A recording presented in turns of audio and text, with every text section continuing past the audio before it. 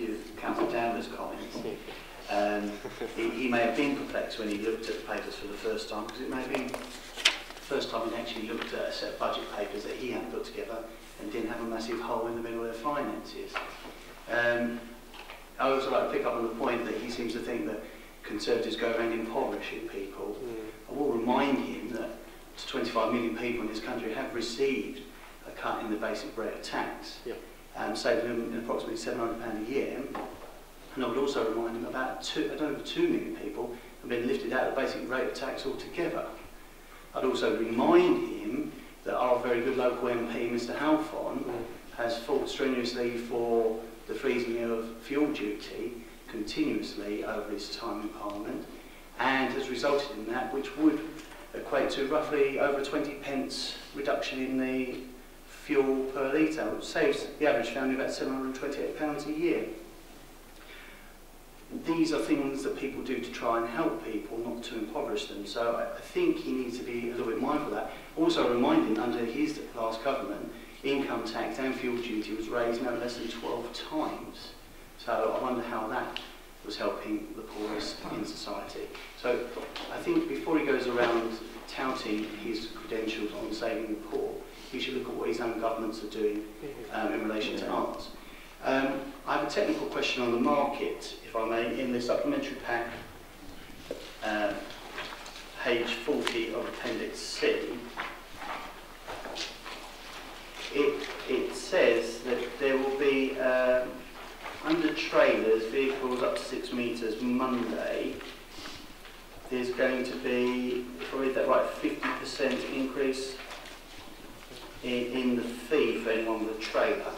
I wondered what income the council is hoping to yield from that increase.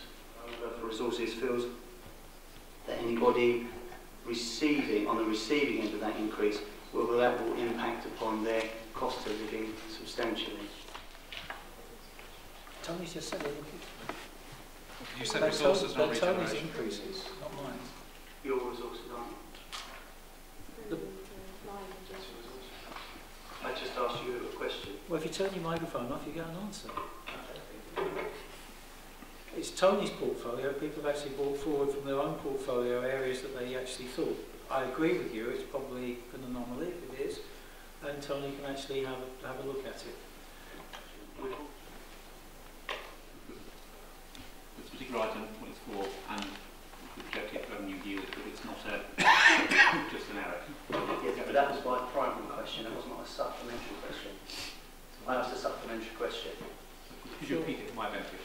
Yes, the supplementary question was how that increase will impact upon the cost of living of anyone on the receiving end of that uplift. So you find out the information. At the end of the day, the fact remains, two things of what you've said. First of all, the average person, the average family in this country is £1,500 worse off in terms of their income than they were in 2010. Secondly, one of the first things that Robert Halfon did was put up, he voted with his Tory colleagues to put up VAT to 20%, which had an impact, quite a drastic impact on petrol.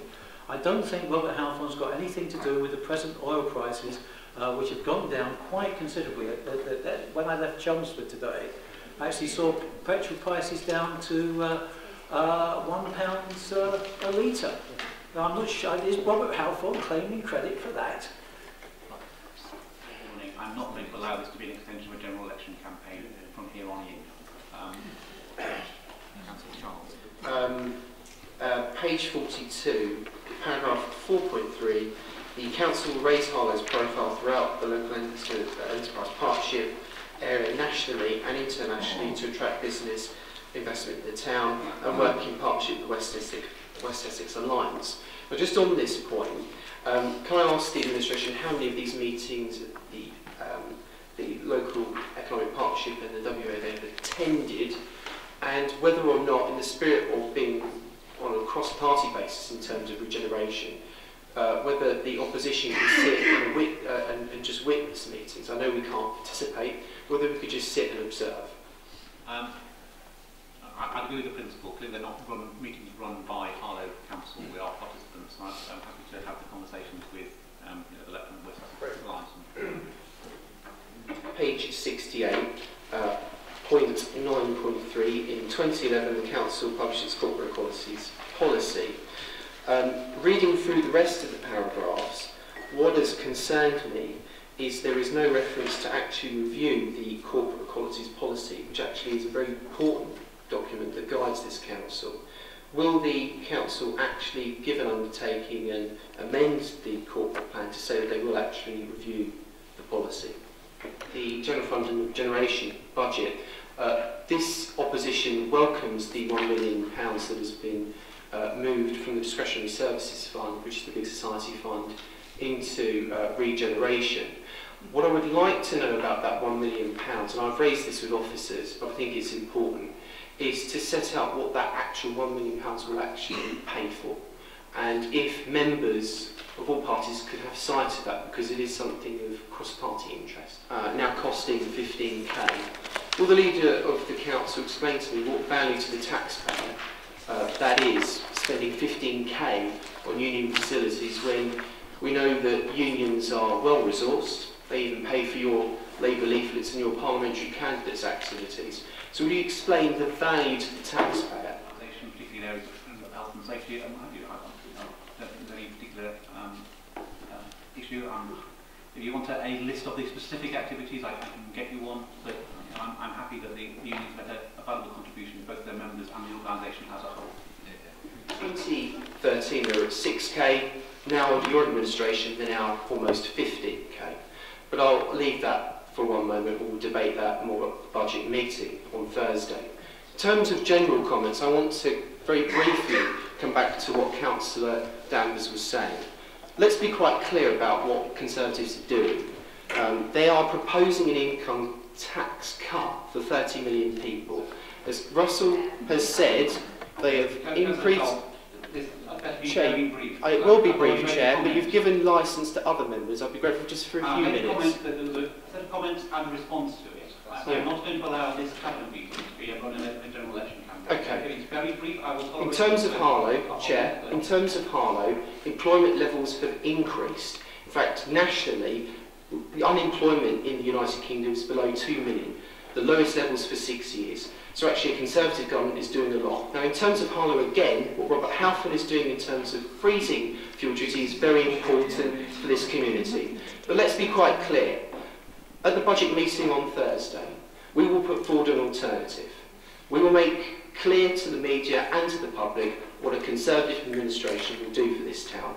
And I think people will be very encouraged. The tax increases, apart from the VAT, which went up right at the beginning of the Conservative government, was in fact, for their rich friends, the reduction of surtax down from 50 pence to 45 pence.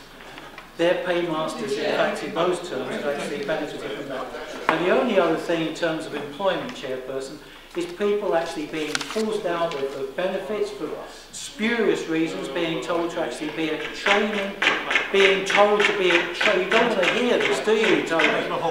You don't like hearing this, Tony. People being told to go to training courses on one stage and actually being put off of their benefits because they're on the training course. People on 0 hours. To make those remarks, but let's be absolutely clear, it stops now.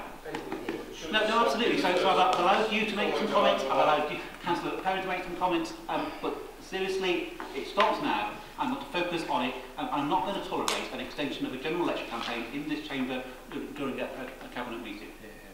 Are there any further comments specifically about these items? A more cross-party consensus item. I'd just like to thank councillors on all sides, tenants and leaseholders who've been involved, and officers, of course, who put together the housing reports here.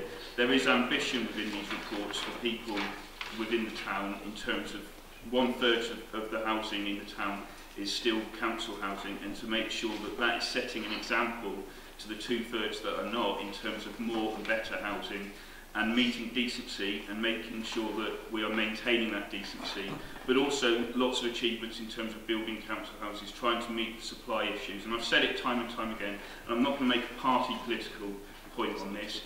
government of whatever colour in the 2015 election, they need to go big on housing to make sure that we alleviate the problems that there are out there. And the next government needs to really sort the housing crisis out. But in terms of what we're doing here in Harlow, we're trying our best to try and make sure that the current stock is as good quality as possible, but also to make sure that it meets the needs of our residents. But I'd like to thank all those involved in this process. It's not always a smooth ride, but I would like to thank everybody that has been involved. For yourself, the first is you've made great play. There's awful feedback on the microphone. You've made great play of the streetlights issue. You and I think have very similar views on streetlights. But you've said that you will put the money to Essex County Council to fund the streetlight switch on. Have you had discussions with Councillor Rodney Bass as to whether this will be acceptable to him, or have you done this without speaking to him? The last of those two conversations was this morning, and confirmed that while they have a formal decision to make on Monday, he is minded that he doesn't see why Essex wouldn't comply with this. And Councillor John Spence, who's the portfolio holder for resources, has said on regional television and regional radio that he believes that we should be allowed to do this. So clearly we have some detail to resolve, and we, so again, the formal decision was the County Council in principle on Monday, and then we have the detail to resolve before this is fully implemented in April. Rightly so, the officers have done a great deal of help with you in this budget. Since you managed to get to 1% increase, sorry, 1.5% increase, why have you not taken advantage of the government's offer to freeze council tax this year? The grant to freeze that only applies to 1 year. It would have a £400,000 cumulative impact over the mid-term financial strategy. So what we're about here is making sustainable decisions around the finances. So we're going to make a decision to turn the street lights on. We need to make sure that is funded on an ongoing basis. If we took the freeze grant, that would only fund partly, because it's not 1.5%, it's 1% of the first year.